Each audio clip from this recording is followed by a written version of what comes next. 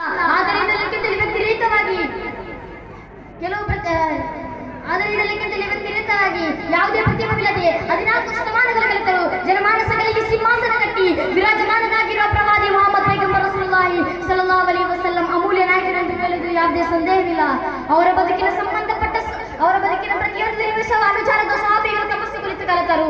ಅವರ ಊರು, ಯೌವನ, ಬಾಲ್ಯ, ಯುದ್ಧ, ಯಾತ್ರೆ, ಅವರ ನಡತೆ, ಆರಾಧನೆ, ಆಹಾರ ಕ್ರಮ ಹೀಗೆ ಎಣಿಸಲು ಸಾಧ್ಯವಾಗದ ಅವರ ಬದುಕಿನ ಸಂಬಂಧಪಟ್ಟ ಸಕಲ ವಿಷಯಗಳು ಸಂಪೂರ್ಣವಾಗಿ ದಾಖಲಿಸಲ್ಪಟ್ಟಿದೆ.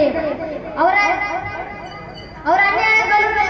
ಅನ್ಯಾಯಗಳು ನಮ್ಮಂತೆ ಎದುರಿನಲ್ಲಿ ಅಟ್ಟಕ್ಕೇರಿ ಒಳಗಲಿಗೆ ಕತ್ತಿ ಕಸಿಯುವ ಕಾಪಟ್ಯದ ಸಾರಣ ತೋದವರಲ್ಲ.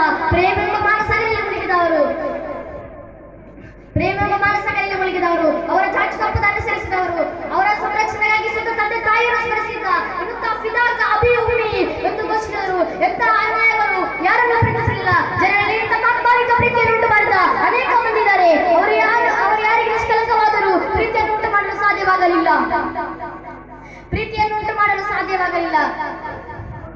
ಫಿರ್ಔನ್, ನಮ್ರೂದ್, ಹಿಟ್ಲರ್ ಮುಂತಾದ ನರರಾಕ್ಷಕರು